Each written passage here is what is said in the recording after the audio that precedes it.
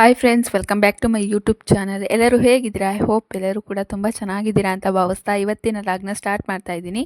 First time video ಯಾರಾದರೂ ನೋಡ್ತಾ ಇದ್ದರೆ ಪ್ಲೀಸ್ ಸಬ್ಸ್ಕ್ರೈಬ್ ಮಾಡ್ಕೊಳ್ಳಿ, ಹಾಗೆ ಸಪೋರ್ಟ್ ಮಾಡಿ. ವಿಡಿಯೋ ಇಷ್ಟ ಆದರೆ ಒಂದು ಲೈಕ್ ಮಾಡೋದನ್ನು ಮರಿಬೇಡಿ. ತುಂಬ ಜನ ವಿಡಿಯೋನ ಸಬ್ಸ್ಕ್ರೈಬ್ ಮಾಡ್ದೇನೆ ಹಾಗೆ ಲೈಕ್ ಮಾಡ್ದೇನೆ ನೋಡ್ತಾ ಇದ್ದೀರಾ. ಪ್ಲೀಸ್ ಸಪೋರ್ಟ್ ಮಾಡಿ, ಲೈಕ್ ಮಾಡಿ, ಶೇರ್ ಮಾಡಿ, ಸಬ್ಸ್ಕ್ರೈಬ್ ಮಾಡ್ಕೊಳ್ಳಿ. ಹಾಗೆ ಇವತ್ತು ನಮ್ಮ ಹೊಲ ಹತ್ರ ಬರ್ತಾ ಇದ್ವು. ಹಾಗೆ ನಮ್ಮ ಚಿಕ್ಕ ಮಾವ ಅವರ ಅಡಿಕೆ ಗಿಡಕ್ಕೆ ಎಲ್ಲ ಇವತ್ತು ಗೊಬ್ಬರ ಹಾಕ್ತಾಯಿದ್ರು. ಹಾಗಾಗಿ ಸ್ವಲ್ಪ ಹೊತ್ತು ಅಲ್ಲೇ ನಿಂತ್ಕೊಂಡು ಲಸುನ ಎತ್ಕೊಳ್ತಾ ಇದ್ರು ನಮ್ಮ ಮಾವ. ಇಲ್ಲಿ ನಿಂತ್ಕೊಳ್ಳೋ ಅಂದರೂ ಕೂಡ ಅವ್ನು ನಿಂತ್ಕೊತಾ ಇರಲಿಲ್ಲ. ಹಾಗಾಗಿ ಗೊಬ್ಬರ ಎಲ್ಲ ಹಾಕ್ತಿದ್ರಲ್ಲ, ಹಾಗೆ ನಮ್ಮ ಮನೆಯವರು ಕುಂತ್ಕೊಂಡು ಹಾಗೆ ಮಾವ ಅವರೆಲ್ಲ ಮಾತಾಡ್ತಾಯಿದ್ರು. ನಾನು ಈ ಹೊಲಕ್ಕೆ ಬಂದಿರಲಿಲ್ಲ. ಅಂದರೆ ನಮ್ಮ ಹೊಲ ಇದೆಯಲ್ಲ, ಅದು 3 ಜನಕ್ಕೆ ಸೇರಿದ್ರು. ಅಂದರೆ ನಮ್ಮ ಮಾವ ಇದ್ದಾರಲ್ಲ, ಅವ್ರ ಅತ್ತೆ ಅವ್ರ ಅಣ್ಣ ತಮ್ಮಂದಿರಿಗೆ 3 ಜನಕ್ಕೆ ಸೇರಬೇಕಾಗಿತ್ತು. ಹಾಗಾಗಿ ಇಷ್ಟಿಷ್ಟೇ ಬರುತ್ತೆ ಎಲ್ಲ ಹಾಕಿದ್ದೀವಿ. ಅಂದರೆ ಜಾಸ್ತಿ ಏನು ಹಾಕಿಲ್ಲ, ಮೇವು ಹಾಕಿದ್ದೀವಿ ಕುರಿಮರಿಗಳಿಗೆ. ಹಾಗಾಗಿ ಇಲ್ಲಿಂದನೇ ಹೋಗಬೇಕಾಗುತ್ತೆ. ಅಂದರೆ ರೋಡ್ ಕೂಡ ಬರ್ಬೋದು, ಆದರೆ ಇಲ್ಲಿಂದ ಬಂದರೆ ಹತ್ತಿರ ಆಗುತ್ತೆ ಅಂದ್ಬಿಟ್ಟು ನಾವು ಇಲ್ಲಿಂದ ಬಂದ್ವು. ಅಂದರೆ ನಾನು ಫಸ್ಟ್ ಟೈಮು ಇವಾಗ ಜಾಸ್ತಿ ನಾನು ಹೊಲ ಕಡೆ, ತೋಟದ ಕಡೆ ಸ್ವಲ್ಪ ಹೋಗ್ತಾ ಇದ್ದೀನಿ. ಮುಂಚೆ ಎಲ್ಲ ಹೋಗ್ತಾ ಇರಲ್ಲ. ಎಲ್ಲಿ ಯಾವ ತೋಟ ಇದೆ, ಎಲ್ಲಿ ಯಾವ ಹೊಲ ಇದೆ ಅಂತಲೂ ಕೂಡ ನನಗೆ ಗೊತ್ತಿರಲಿಲ್ಲ. ಇವಾಗ ಎಲ್ಲ ಹೋಗ್ತಾ ಇದ್ದೀನಿ.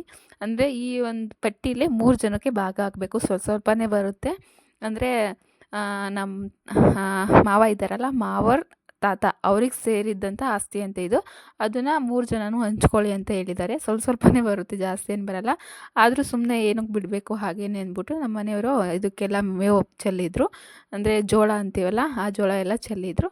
ಹಾಗೆ ಸಾಯಂಕಾಲ ಆಗಿತ್ತಲ್ಲ, ಫುಲ್ಲು ಒಂಥರ ಮಳೆ ಬರೋ ಥರ. ಈ ಟೈಮಲ್ಲಂತೂ ವೆದರ್ ಅಂತೂ ಫುಲ್ ಕೋಲ್ಡ್ ಆಗಿದೆ. ಎಲ್ಲೂ ಹೊರಗಡೆಗೆ ಬರೋಕ್ಕಾಗಲ್ಲ, ಆ ಥರ ಅನ್ನಿಸ್ತಾ ಇರುತ್ತೆ.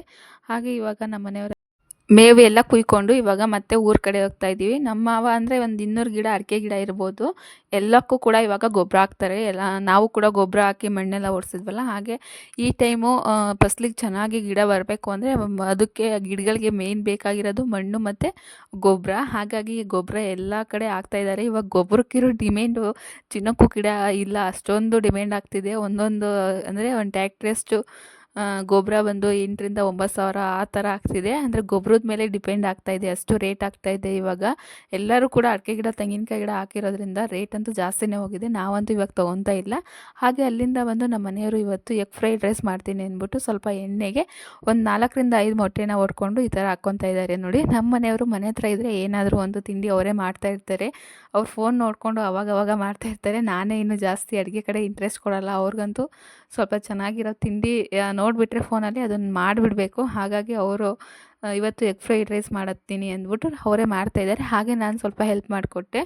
ಹಾಗೆ ಇವಾಗ ನೋಡಿ ಸ್ವಲ್ಪ ಚೆನ್ನಾಗಿ ಅದನ್ನು ಮೊಟ್ಟೆನ ಹುರ್ಕೊತಾ ಇದ್ದಾರೆ ಎಣ್ಣೆಲಿ. ಚೆನ್ನಾಗಿ ಅದನ್ನು ಹುರ್ಕೊಂಡು ಇವಾಗ ನೆಕ್ಸ್ಟ್ ಒಂದು ಪ್ಲೇಟ್ಗೆ ಅದನ್ನು ತೆಗೆದಿಟ್ಕೊತಾ ಇದ್ದಾರೆ. ಹಾಗೆ ಅದೇ ಒಂದು ಬಾಣಲೆಗೆ ಸ್ವಲ್ಪ ಎಣ್ಣೆ ಹಾಕ್ಕೊತಾ ಇದ್ದಾರೆ. ಆವಾಗಲೇ ಹಾಕ್ಕೊಂಡಿದ್ದ ಎಣ್ಣೆ ಸ್ವಲ್ಪ ಜಾಸ್ತಿ ಆಗಿಬಿಟ್ಟಿತ್ತು. ಹಾಗಾಗಿ ಕೂಡ ಅದರಲ್ಲೇ ಮೊಟ್ಟೆ ಇತ್ತಲ್ಲ, ಮತ್ತೆ ಅದರಲ್ಲೇ ತೆಗೆದಿಟ್ಕೊಂಡಿದ್ರು. ಆ ಎಣ್ಣೆ ಕೂಡ ಇವಾಗ ಹಾಕ್ಕೊಂಡು ಹಾಗೆ ಸ್ವಲ್ಪ ಎಣ್ಣೆ ಹಾಕ್ಕೊಂಡು ಶುಂಠಿ ಬೆಳ್ಳುಳ್ಳಿ ಪೇಸ್ಟ್ನ ಹಾಗೆ ಜಜ್ಕೊಂಡಿದ್ದಾರೆ. ತುಂಬ ಪೇಸ್ಟ್ ಏನು ಮಾಡ್ಕೊಂಡಿಲ್ಲ, ಸ್ವಲ್ಪ ಜಜ್ಕೊಂಡಿದ್ದಾರೆ. ಇದನ್ನು ಎಣ್ಣೆಲಿ ಇವಾಗ ಚೆನ್ನಾಗಿ ಹುರ್ಕೊತಾ ಇದ್ದಾರೆ. ಇದು ಹಸಿ ಸ್ಮೆಲ್ ಹೋಗೋ ತನಕ ಇದನ್ನು ಚೆನ್ನಾಗಿ ಹುರ್ಕೊಬೇಕಾಗುತ್ತೆ. ಹಾಗೆ ನೋಡಿ ಅದು ಚೆನ್ನಾಗಿ ಅಂದರೆ ಶುಂಠಿ ಮತ್ತು ಬೆಳ್ಳುಳ್ಳಿ ಒಂಥರ ಸ್ಮೆಲ್ ಬರ್ತಾ ಇರುತ್ತಲ್ಲ, ಅದು ಹಸಿ ಸ್ಮೆಲ್ ಹೋಗೋ ತನಕ ಚೆನ್ನಾಗಿ ಹುರ್ಕೊಂಡಾದ್ಮೇಲೆ ಇವಾಗ ಬೀನ್ಸು, ಕ್ಯಾರೆಟು ಮತ್ತು ಎಲೆಕೋಸು ಅಂತೀವಲ್ಲ, ಅದನ್ನೆಲ್ಲ ಚಿಕ್ಕದಾಗಿ ಕಟ್ ಮಾಡಿ ಇಟ್ಕೊಂಡಿದ್ರು ಆಲ್ರೆಡಿ ಇವರು. ಇವಾಗ ಫಸ್ಟು ಬೀನ್ಸು ಮತ್ತು ಕ್ಯಾರೆಟ್ನ ಹಾಕ್ಕೊಂಡು ಚೆನ್ನಾಗಿ ಎಣ್ಣೆಲೇ ಫ್ರೈ ಮಾಡ್ಕೊತಾ ಇದ್ದಾರೆ. ಇದು ತುಂಬ ಬೇಯೋದು ಬೇಡ, ಒಂದು ಸ್ವಲ್ಪ ಬೇಯಿದ್ರೂ ಕೂಡ ಚೆನ್ನಾಗಿರುತ್ತೆ ನೋಡಿ. ಇವಾಗ ತುರಿದಿಟ್ಕೊಂಡಿರುವಂಥ ಕಟ್ ಮಾಡ್ಕೊಂಡಿರುವಂಥ ಎಲೆಕೋಸನ್ನು ಕೂಡ ಇವಾಗ ಹಾಕಿ ಚೆನ್ನಾಗಿ ಫ್ರೈ ಮಾಡ್ತಾ ಇದ್ದಾರೆ. ಹಾಗೆ ಕ್ಯಾಪ್ಸಿಕಮ್ ಕೂಡ ಕಟ್ ಮಾಡಿ ಇಟ್ಕೊಂಡಿದ್ದಾರೆ. ಅಂದರೆ ದಪ್ಪ ಮೆಣಸಿನ್ಕಾಯಿ ಅಂತೀವಲ್ಲ, ಅದನ್ನು ಕೂಡ ಇವಾಗ ಈ ಥರ ಚಿಕ್ಕದಾಗಿ ಪೀಸ್ ಮಾಡ್ಕೊಂಡಿದ್ರು ಸ್ವಲ್ಪ ತೆಳ್ಳಗೆ. ಅದನ್ನು ಕೂಡ ಇವಾಗ ಹಾಕಿ ಚೆನ್ನಾಗಿ ಅದನ್ನು ಫ್ರೈ ಮಾಡ್ಕೊತಾ ಇದ್ದಾರೆ.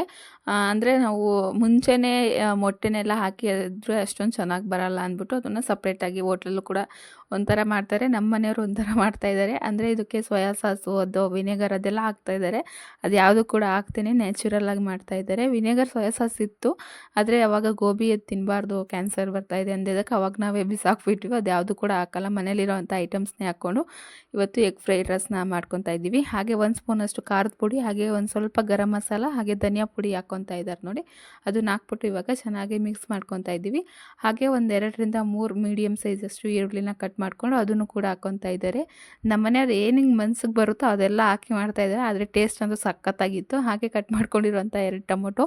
ಆಲ್ಮೋಸ್ಟ್ ಫ್ರೈಡ್ ರೈಸ್ಗೆ ಯಾರು ಕೂಡ ಟೊಮೊಟೊ ಹಾಕಲ್ಲ. ಇವತ್ತು ನಮ್ಮ ಮನೆಯವ್ರು ಹಾಕೇ ಬಿಟ್ಟಿದ್ದಾರೆ. ಚೆನ್ನಾಗಿತ್ತು ಆದರೂ ಕೂಡ ಟೇಸ್ಟು. ಅದನ್ನು ಕೂಡ ಇವಾಗ ಚೆನ್ನಾಗಿ ಹುರಿದಿಟ್ಕೊಳ್ತಾ ಇದ್ದಾರೆ, ಅಂದರೆ ಚೆನ್ನಾಗಿ ಫ್ರೈ ಮಾಡ್ತಾ ಇದ್ದಾರೆ. ಈ ಥರ ನಾವು ನಮ್ಮನೇಲಿ ಎಷ್ಟಿದೆಯೋ ಅಷ್ಟು ಇಟ್ಕೊಂಡು ನಾವು ಐಟಮ್ಸ್ನ ಅದರಲ್ಲೇ ಈ ಥರದ ಥರದ ಅಡುಗೆ ಮಾಡ್ಕೊಂಡು ತಿನ್ಬೋದು. ಸುಮ್ಮನೆ ಅಂಗಡೀಲಿ ಹೋಗಿ ಬೇರೆ ಬೇರೆ ಥರ ತಿಂಡಿ ತಿನಿಸುಗಳನ್ನ ತಿಂದ್ಕೊಂಡು ನಮ್ಮ ಆರೋಗ್ಯನ ಕೆಡಿಸ್ಕೊಳ್ಳೋ ಬದಲು ಮನೇಲಿ ಯಾವ ಥರ ಇದೆಯೋ ಆ ಥರದಲ್ಲಿ ಮಾಡಿಕೊಂಡು ತಿಂದರೆ ಬೆಸ್ಟು ಅಂದ್ಬಿಟ್ಟು ಇವತ್ತು ಮಾಡ್ತಾಯಿದ್ದಾರೆ. ಹಾಗೆ ಹುರಿದಿಟ್ಕೊಂಡಿರುವಂಥ ಮೊಟ್ಟೆನ ಕೂಡ ಹಾಕ್ಕೊತಾ ಇದ್ದಾರೆ ನೋಡಿ. ನೋಡಿ ಇವಾಗ ಚೆನ್ನಾಗಿ ಅದನ್ನು ಕೈ ಆಡಿಸ್ತಾ ಇದ್ದಾರೆ.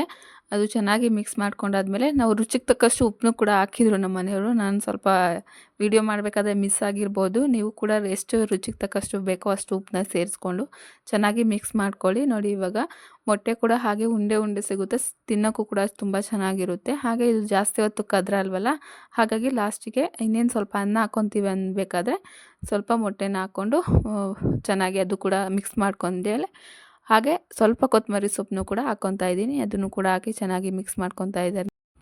ನೋಡಿ ಹೋಟೆಲ್ ಸ್ಟೈಲಲ್ಲೇ ತುಂಬ ಚೆನ್ನಾಗಿರುತ್ತೆ. ಅಂದರೆ ಅವರೇನು ಟೇಸ್ಟ್ ಫುಡ್ಡು ಅದು ಇದು ಆಳಮೂಳ ಹಾಕಿ ಸ್ವಲ್ಪ ಟೇಸ್ಟ್ ಬಂದಿರುತ್ತೆ. ನಾವು ಮಾಡಿರೋದಕ್ಕೂ ಅವ್ರು ಮಾಡಿರೋದಕ್ಕೂ ಸ್ವಲ್ಪ ಡಿಫ್ರೆನ್ಸ್ ಇರುತ್ತೆ. ಆದರೆ ನಾವು ಇವತ್ತು ಮಾಡಿದ್ದು ಸ್ವಲ್ಪ ಚೆನ್ನಾಗೇ ಇತ್ತು ಟೇಸ್ಟ್ ಅಂತೂ. ನಾವು ಅಂದರೆ ರೇಷನ್ ಅಕ್ಕಿನೇ ಬೆಳೆಸಿದ್ವು ಕೂಡ.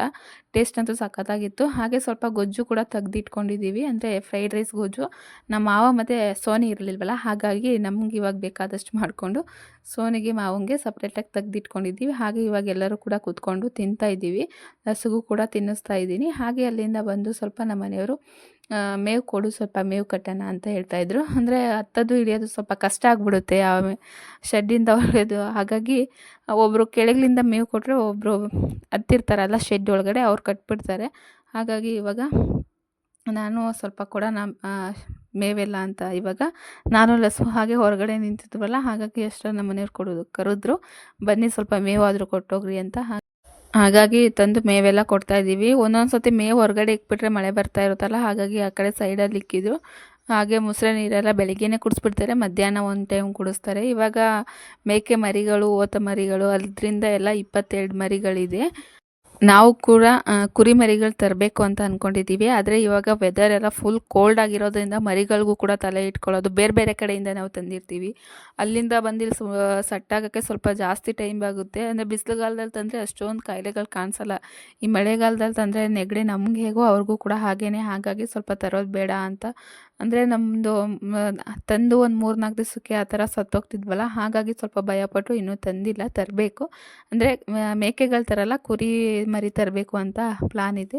ಹಾಗೆ ನೈಟ್ ಕೂಡ ತುಂಬ ಕೋಲ್ಡ್ ವೆದರ್ ಇರೋದ್ರಿಂದ ಮರಿಗಳನ್ನ ಶೆಡ್ ಒಳಗಡೆ ಇವಾಗ ಬಿಡ್ತಾನೇ ಇಲ್ಲ. ಮಾಮೂಲಿ ನಾವು ಹಸು ಕಟ್ತೀವಲ್ಲ ಒಳಗಡೆ ಕಟ್ಕೊತೀವಿ ಮರಿಗಳನ್ನೆಲ್ಲ. ಬಿಟ್ಬಿಟ್ರೆ ಸಾಕು, ಎಲ್ಲ ಓಡೋಬಂದು ಮನೆ ಒಳಗಡೆ ಸೇರ್ಕೊಂಡ್ಬಿಡ್ತವೆ. ಅಂದರೆ ಫುಲ್ಲು ಕೋಲ್ಡ್ ಆಗಿರುತ್ತೆ. ಬೆಳಗ್ಗೆ ಹೊತ್ತು ನೋಡಿದ್ರೆ ಏನೂ ಕಾಣಿಸಲ್ಲ, ರೋಡ್ಗಳು ಆ ಥರ ಇರುತ್ತೆ. ಪಾಪ ಚಿಕ್ಕ ಮರಿಗಳವಲ್ಲ, ಹಾಗಾಗಿ ಇವಾಗ ಶೆಡ್ ಒಳಗಡೆನೇ ಬಿಡ್ತಾಯಿಲ್ಲ, ತಂದು ಒಳಗಡೆ ಮನೆ ಒಳಗಡೆ ಕಟ್ಕೊತಾ ಇದ್ದೀವಿ. ಅಂದರೆ ಒಂದು ಮೇಕೆ 2 ಮೇಕೆ ಇದೆಯಲ್ಲ, ಅದನ್ನು ಕಟ್ಟಿದ್ರೆ ಸಾಕು, ಇನ್ನು ಮರಿಗಳೆಲ್ಲ ಹೊರಗಡೆ ಬಂದುಬಿಡ್ತವೆ. ಆಮೇಲೆ ಬೆಳಗ್ಗೆ ಬಾಕ್ಲು ಓಪನ್ ಮಾಡಿಬಿಟ್ರೆ ಶೆಡ್ ಒಳಗಡೆ ಅವೇ ಹೋಗ್ಬಿಡ್ತವೆ. ಹಾಗೆ ಇವತ್ತು ಸ್ವಲ್ಪ ಮಳೆ ಬರೋ ಥರ ಕಾಣಿಸ್ತಿತ್ತಲ್ಲ, ಹಾಗಾಗಿ ಡೈಲಿ ನೀರು ಕಾಯಿಸ್ತಾನೆ ಇರ್ತೀವಲ್ಲ ಹಂಡೆ ಒಲೆಗೆ, ಹಾಗಾಗಿ ಇವತ್ತು ಕಾಯಿಮಟ್ಟೆ ಅದನ್ನೆಲ್ಲ ಸೌದೆನೆಲ್ಲ ಕಡ್ದು ಇಟ್ಕೊತಾ ಇದ್ದೀನಿ. ಅಂದರೆ ಡೈಲಿ ನೀರು ಕಾಯಿಸೋದ್ರಿಂದ ಬೇಗನೆ ಬರಲ್ಲ, ಒಂದು 3-4 ದಿವಸಕ್ಕೆ ಇಷ್ಟು ಎಲ್ಲ ಖಾಲಿಯಾಗಿಬಿಡುತ್ತೆ. ಅಂದರೆ ಇದಕ್ಕೆ ಫುಲ್ಲು ಧೂಳೆಲ್ಲ ತುಂಬ್ಕೊಬಿಡುತ್ತೆ ಹಂಡೆ ಒಳಗಡೆ. ಹಾಗಾಗಿ ಸ್ವಲ್ಪ ಆವಾಗವಾಗ ಕ್ಲೀನ್ ಮಾಡಿಕೊಂಡು ತಂದು ಎಲ್ಲ ನೀಟಾಗಿ ಇಟ್ಕೊಂಡ್ರೆ, ಇವಾಗ ಸ್ವಲ್ಪ ವೆದರ್ ಕೋಲ್ಡ್ ಆಗಿರೋದ್ರಿಂದ ಬೆಳಗ್ಗೆ ಅಷ್ಟು ಬೇಗ ಉರಿಯೋದೇ ಇಲ್ಲ, ಒಂಥರ ಫುಲ್ ಎಲ್ಲ ತಣ್ಣಗಾಗಿರುತ್ತಲ್ಲ, ಹಾಗಾಗಿ ಉರಿಯಲ್ಲ. ಹಾಗಾಗಿ ಎಲ್ಲ ಇವಾಗಲೇ ಎಲ್ಲ ಒಳಗಡೆ ಇಕ್ಬಿಟ್ರೆ ಬೇಗ, ಅಂದರೆ ಸೋನಿ ಬಸ್ಸು 9 ಗಂಟೆಗೆ 9:15ಗೆ ಆ ಥರ ಬಂದಿರುತ್ತಲ್ಲ, ಹಾಗಾಗಿ ಅಷ್ಟರಲ್ಲಿ ನೀರು ಕಾಯಿಸ್ಕೊಂಡು ಅವಳು ಸ್ನಾನ ಮಾಡಿ 8 ಗಂಟೆಗೆ ಆಗಲೇ ನೀರು ಕಾದಿರಬೇಕು. ಹಾಗಾಗಿ ಎಲ್ಲ ನೆಕ್ಸ್ಟ್ ಇದೇನೇ ಇಲ್ಲ ಅಂದರೆ ಹೋಗಿ ಮನೆ ಹಿಂದೆನೆಲ್ಲ ತೋರಿಸಿದ್ನಲ್ಲ ಹಿಂದಿನ ಲಾಗಲ್ಲೇ, ಇಲ್ಲಿಂದ ಹೋಗಿ ಬಂದು ಎತ್ಕೊಂಬಂದು ಸ್ವಲ್ಪ ಬಿಸಿಲಿಗೆ ಹಾಕಿ ಆಮೇಲೆ ಸೌದೆನೆಲ್ಲ ಕಡ್ದು ಒಳಗಡೆ ಇಟ್ಕೊಂಡ್ಬಿಡ್ತೀನಿ. ಅದು ಸ್ವಲ್ಪ ಹಸಿ ಇರುತ್ತಲ್ಲ, ಹಾಗಾಗಿ ಅದಕ್ಕೆ ಸ್ವಲ್ಪ ಒಣಗಿಸಿದ್ರೆ ಚೆನ್ನಾಗಿ ಉರಿಯುತ್ತೆ ಅಂದ್ಬಿಟ್ಟು ಅಲ್ಲೇ ಸೌದೆನೆಲ್ಲ ಕಡ್ದು ಅಲ್ಲೇ ಬಿಟ್ಬಿಡ್ತೀನಿ.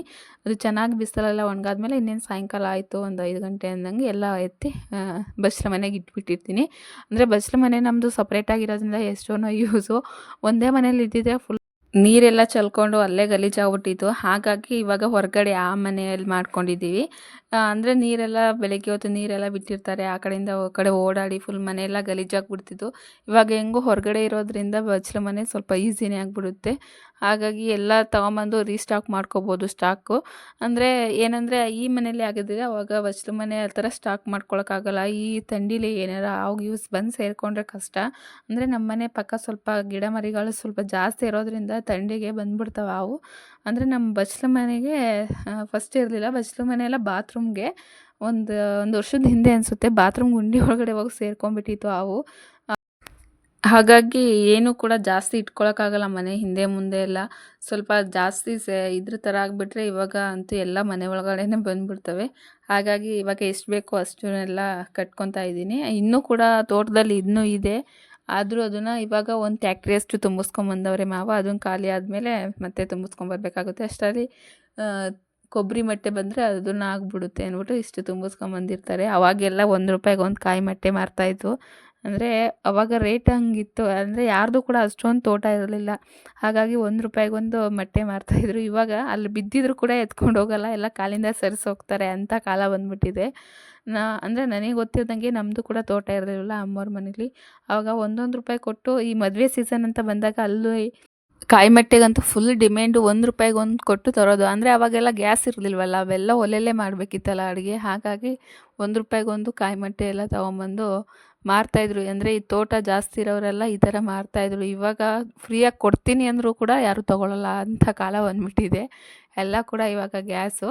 ಹಾಗೆ ಅದನ್ನೆಲ್ಲ ಸ್ವಲ್ಪ ಬಿಸಿಲಲ್ಲಿ ಬಿಟ್ಟು ಹಾಗೆ ಇವತ್ತು ಅಡುಗೆ ಮಾಡೋಣ ಮಧ್ಯಾಹ್ನಕ್ಕೆ ಅಂದ್ಬಿಟ್ಟು ಯಾರೂ ಕೂಡ ಇರಲಿಲ್ಲ ಅಂದ್ಬಿಟ್ಟು ಇವಾಗ ನಾನೇ ಕೂಡ ಕಾಯಿ ಸುಲಿಯೋಕ್ಕೆ ಅಂತ ಕೂತ್ಕೊಂಡಿದ್ದೀನಿ. ಒಂದು ಕಾಯಿ ಸುಲಿಯೋಕ್ಕೆ ಏನಿಲ್ಲ ಅಂದರೂ ಒಂದು ಅರ್ಧ ಗಂಟೆ ಬೇಕಾಗುತ್ತೆ ನನಗಂತೂ. ಅಂದರೆ ಸುಲಿತೀನಿ ಫಸ್ಟು. ಅದೇನೋ ನಾನು ವೀಡಿಯೋ ಮಾಡಬೇಕಾದ್ರೇ ಸುಲಿಯೋಕ್ಕೆ ಬರೋಲ್ಲ. ಈ ವಿಡಿಯೋ ಮಾಡ್ದೇ ಹಾಗೆ ಸುಲಿದ್ರೆ ಒಂದು 1/4 ಗಂಟೆಲಿ ಸುಲಿತೀನಿ. ಆದರೆ ವೀಡಿಯೋ ಮಾಡಬೇಕಾದ್ರೇ ಅದೇನೋ ಸುಲಿಯೋಂಗೇ ಇಲ್ಲ. ಅದೆಷ್ಟು ಟೈಮ್ ಹಿಡಿಯುತ್ತೆ ಅಂದರೆ ಅಡುಗೆನೇ ಮಾಡ್ಬೋದಿತ್ತು, ಅಷ್ಟು ಟೈಮ್ ಹಿಡಿಯುತ್ತೆ. ಹಾಗೆ ಇವಾಗ ಕೂತ್ಕೊಂಡು ಒಂದೊಂದೇ ತೆಂಗಿನಕಾಯಿ ಮಟ್ಟೆನ ಇವಾಗ ಬೇರ್ಪಡಿಸ್ಕೊಂಡು ಇವಾಗ ಸುಲಿತಾ ಇದ್ದೀನಿ. ಏನು ಮಾಡೋಕ್ಕಾಗಲ್ಲ, ಹೆಣ್ಮಕ್ಳು ಎಲ್ಲ ಕಲಿತ್ರೇನೆ. ಇಲ್ಲ ಅಂದರೆ ಇವಾಗ ಯಾರೂ ಇಲ್ಲ ಟೈಮಲ್ಲಿ ಅಂದರೆ ಎಲ್ಲ ಕೆಲಸ ಕೂಡ ನಾವೇ ಮಾಡಬೇಕಾಗುತ್ತೆ. ಹಾಗಾಗಿ ಎಲ್ಲ ಸ್ವಲ್ಪ ಹೊತ್ತು ಕೂತ್ಕೊಂಡು ಸುಲಿದೆ, ಆದರೂ ಕೂಡ ಬರ್ತಾ ಇರಲಿಲ್ಲ. ಹಾಗಾಗಿ ನನ್ನ ಸ್ಟೈಲಲ್ಲೇ ಕೂತ್ಕೊಂಡು ಸುಲಿಯೋಣ ಅಂದ್ಬಿಟ್ಟು ಇವಾಗ ಕೂತ್ಕೊಂಡು ಸುಲಿಯೋಕ್ಕೆ ಬಂದೆ. ಏನಂದರೆ ಸ್ವಲ್ಪ ಒಣಗಿರೋದಾದರೆ ಬರೋದಿಲ್ಲ ಬೇಗ. ಸ್ವಲ್ಪ ಹಸಿ ಹಸಿ ಇದ್ದರೆ ಅದು ಬೇಗ ಬಂದುಬಿಡುತ್ತೆ. ಆದರೂ ಕೂಡ ಈ ಥರ ಕೆಲಸ ಮಾಡಿದ್ರೆ ಹೆಣ್ಮಕ್ಳು ಕೂಡ ಶಕ್ತಿ ಜಾಸ್ತಿ ಆಗುತ್ತೆ ಅಂತಾರೆ. ಆದರೂ ಕೂಡ ನಮ್ಮ ಮನೆಯವ್ರು ಇದ್ದಿದ್ದರೆ ಬೇಗ ಸುಲಿದು ಕೊಡ್ತಿದ್ರು, ಇಷ್ಟೊತ್ತಿಗೆ ಅಡುಗೆನೇ ಆಗ್ತಿತ್ತು. ಆದರೆ ಏನು ಮಾಡೋಕ್ಕಾಗಲ್ಲ, ಯಾರೂ ಇಲ್ಲ ಅಂದರೆ ನಾವೇ ಎಲ್ಲ ಕೆಲಸ ಕೂಡ ಕಲಿಬೇಕಾಗುತ್ತೆ. ಎಲ್ಲ ಪರಿಸ್ಥಿತಿ ನಮ್ಮನ್ನು ಕಲಿಸುತ್ತೆ ಅನ್ಬೋದು. ಬೆಳಿಗ್ಗೆ ತಿಂಡಿ ಮಾಡಿದ್ದೆ, ಹಾಗಾಗಿ ಇವಾಗ ಸಾಂಬಾರು ಮಾಡಿಬಿಟ್ರೆ ಸಾಯಂಕಾಲಕ್ಕೂ ಆಗುತ್ತೆ ಅಂದ್ಬಿಟ್ಟು ಪ್ಲ್ಯಾನ್ ಮಾಡಿ ಸುಲಿತಾ ಇದ್ದೀನಿ. ಏನಂದರೆ ಬೆಳಗ್ಗೆ ತಿಂಡಿ ಮಾಡಿಬಿಟ್ರೆ ಮಧ್ಯಾಹ್ನ ಅದೇ ಚಿಂತೆ ಆಗಿರುತ್ತೆ. ಅಂದರೆ ನಮ್ಮ ಮನೇಲಿ ಒಬ್ಬೊಬ್ಬರು ನಮ್ಮ ಮಾವ ಒಂದು ಸತಿ ಇದ್ದರೆ ತಿಂತಾರೆ. ಕೆಲ್ಸಕ್ಕೆ ಹೋದರೆ ಅಲ್ಲಿ ತಿಂದು ಅವ್ರಿಗೆ ರೂಢಿಯಾಗಿರುತ್ತಲ್ಲ, ಹಾಗಾಗಿ ಮಾವ ಮಧ್ಯಾಹ್ನದ ಹೊತ್ತು ತಿಂತಾರೆ. ಇನ್ನು ನಮ್ಮ ಮನೆಯವರು ಒಂದೊಂದು ಸತಿ ತಿಂತಾರೆ, ಒಂದೊಂದು ಸತಿ ತಿನ್ನಲ್ಲ ಹಾಗವ್ರದ್ದು. ಹಾಗಾಗಿ ಇನ್ನೇನು ಲಸು ಅವನಿಗೆ ಸಾಂಬಾರಿಲ್ಲ ಅಂದರೂ ಕೂಡ ನಡೆಯುತ್ತೆ, ಬರೀ ಅನ್ನ ಮತ್ತು ಸ್ವಲ್ಪ ಬೆಲ್ಲ ಹಾಕಿ ತಿನ್ನಿಸಿದ್ರು ಕೂಡ ಅವ್ನು ತಿನ್ಕೊತಾನೆ. ಹಾಗಾಗಿ ಹೇಗಾದರೂ ಇವಾಗ ಸಾಂಬಾರು ಮಾಡಿದ್ರೆ ಸಾಯಂಕಾಲಕ್ಕೆ ಆಗುತ್ತಲ್ಲ ಅಂದ್ಬಿಟ್ಟು ಪ್ಲ್ಯಾನ್ ಮಾಡಿ ಇವಾಗ ಫಸ್ಟು ಸುಲ್ಕೊತಾ ಇದ್ದೀನಿ. ಅಂದರೆ ಅನ್ನಕ್ಕೂ ಕೂಡ ಅನ್ನ ಆಗಿದೆ ಆಲ್ರೆಡಿ. ಇವಾಗ ಸಾಂಬಾರು ಮಾಡಿಬಿಟ್ರೆ ಅಂದ್ಬಿಟ್ಟು ಸುಲಿಯೋಕ್ಕೇ ಅರ್ಧ ಗಂಟೆ ಟೈಮ್ ಆಯಿತು. ನಾನು ತೆಂಗಿನಕಾಯಿ ಸುಲಿಬೇಕಾದ್ರೆ ಅದು ಜುಟ್ಟು ಬಿಡಲ್ಲ, ಏನೂ ಬಿಡಲ್ಲ, ಎಲ್ಲ ಫುಲ್ ಬೋಡ ಮಾಡಿಬಿಟ್ಟಿರ್ತೀನಿ. ಅಂದರೆ ಸುಲಿಯೋಕ್ಕೆ ಬರೋಲ್ಲ, ಏನು ಮಾಡೋಕ್ಕಾಗುತ್ತೆ. ಒಂದು ಕಡೆ ಹೊಡೆದ್ರೆ ಒಂದು ಕಡೆ ಜುಟ್ಟು ಕೂಡ ಹೊರ್ಟೋಗ್ಬಿಡುತ್ತೆ, ಆ ಥರ ಮಾಡ್ಕೊಬಿಡ್ತೀನಿ. ಆದರೆ ಪ್ರತಿ ಸತಿ ಒಬ್ಬರಾದ್ರು ಹೇಳ್ತಾರೆ ನಾನು ಸುಲಿದಿರ್ಬೇಕಾದ್ರೆ ಎಲ್ಲರೂ ನೋಡಿದ್ರೆ, ಆ ಥರ ಸುಲಿಬಾರ್ದು, ಜುಟ್ಟು ಬಿಡಬೇಕು ಅಂತ ಹೇಳ್ತಿರ್ತಾರೆ. ಆದರೆ ನಾನು ಸುಲಿಬೇಕಾದ್ರೇ ಜುಟ್ಟೆಲ್ಲ ಎಗ್ರಿಕೊಂಡು ಹೋಗ್ಬಿಟ್ಟಿರುತ್ತೆ. ಏನು ಮಾಡೋಕ್ಕಾಗಲ್ಲ. ಇವಾಗ ಇಷ್ಟು ಕಲ್ತಿರ್ತೀವಿ ಅಂದರೆ ಜುಟ್ಟು ಬಿಡೋದು ಕೂಡ ತೆಂಗಿನಕಾಯಿಗೆ ಕಲ್ತಿರ್ತೀವಿ. ಇನ್ನೇನು ಮಾಡೋಕ್ಕಾಗುತ್ತೆ, ಇಷ್ಟು ಕಲಿತ್ರೆ ಸಾಕು ಇವಾಗ ಅರ್ಜೆಂಟಿಗೆ ಅಂದ್ಬಿಟ್ಟು ಸ್ವಲ್ಪ ಇವಾಗೆಲ್ಲ ನಾನು ತೆಂಗಿನಕಾಯಿ ಸುಲಿದ್ರೆ ನೀರು ಕುಡಿದೆ ಅಂತೂ ಸುಮ್ಮನೆ ಇರಲ್ಲ. ತೆಂಗಿನಕಾಯಿ ಸುಲಿದಾದ್ಮೇಲೆ ಅದರಲ್ಲಿರೋ ನೀರು ಸ್ವಲ್ಪ ನೋಡ್ತೀನಿ, ಚೆನ್ನಾಗಿರೋದು ನೀರಿದ್ದರೆ ಕುಡಿತೀನಿ ಪೂರ್ತಿ. ಇಲ್ಲ ಅಂದರೆ ಹಾಗೆ ಅದು ಚೆನ್ನಾಗಿಲ್ಲ ಅಂದರೆ ಹಾಗೆ ಬಿಸಾಕ್ಬಿಡ್ತೀನಿ. ಹಾಗೆ ಇವತ್ತಿನ ವಿಡಿಯೋನ ಇಲ್ಲಿಗೆ ಎಂಡ್ ಮಾಡ್ತಾಯಿದ್ದೀನಿ. ವಿಡಿಯೋ ಇಷ್ಟ ಆದರೆ ಪ್ಲೀಸ್ ಸಪೋರ್ಟ್ ಮಾಡಿ, ಲೈಕ್ ಮಾಡಿ, ಶೇರ್ ಮಾಡಿ. ಸಬ್ಸ್ಕ್ರೈಬ್ ಮಾಡದೆ ವಿಡಿಯೋನ ನೋಡ್ತಾ ಇದ್ದರೆ ಪ್ಲೀಸ್ ಸಬ್ಸ್ಕ್ರೈಬ್ ಮಾಡಿಕೊಂಡು ವಿಡಿಯೋನ ನೋಡಿ ಅಂತ ಕೇಳ್ಕೊತಾ ಇದ್ದೀನಿ. ನನ್ನ ಚಾನಲ್ ಕೂಡ ಇವಾಗ ಮಾನಿಟೈಸೇಷನ್ಗೆ ಅಪ್ಲೈ ಆಗಿದೆ. ನೀವೆಷ್ಟು ಸಪೋರ್ಟ್ ಮಾಡ್ತೀರೋ ಅಷ್ಟು ನನಗೆ ಹೆಲ್ಪ್ ಆಗುತ್ತೆ. ಪ್ಲೀಸ್ ಸಪೋರ್ಟ್ ಮಾಡಿ, ಹಾಗೆ ಸಬ್ಸ್ಕ್ರೈಬ್ ಮಾಡ್ಕೊಳ್ಳಿ, ಶೇರ್ ಮಾಡಿ ಫ್ರೆಂಡ್ಸ್ ಆ್ಯಂಡ್ ಫ್ಯಾಮಿಲಿಗೆ. ಯಾರಾದರೂ ಹೊಸ್ದಾಗಿ ನೋಡ್ತಾ ಇದ್ದರೆ ಲೈಕ್ ಮಾಡಿ, ಸಬ್ಸ್ಕ್ರೈಬ್ ಮಾಡ್ಕೊಳ್ಳಿ. ಹಾಗೆ ಇವತ್ತಿನ ವಿಡಿಯೋಗೆ ಇಲ್ಲಿಗೇನೆ ಎಂಡ್ ಮಾಡ್ತಾ ಇದ್ದೀನಿ. ವಿಡಿಯೋ ಪೂರ್ತಿ ನೋಡಿದ್ದಕ್ಕಾಗಿ ಧನ್ಯವಾದಗಳು. ಹಾಗೆ ಮತ್ತೆ ಮುಂದಿನ ವಿಡಿಯೋದಲ್ಲಿ ಸಿಗೋಣ. ಬಾಯ್ ಬಾಯ್.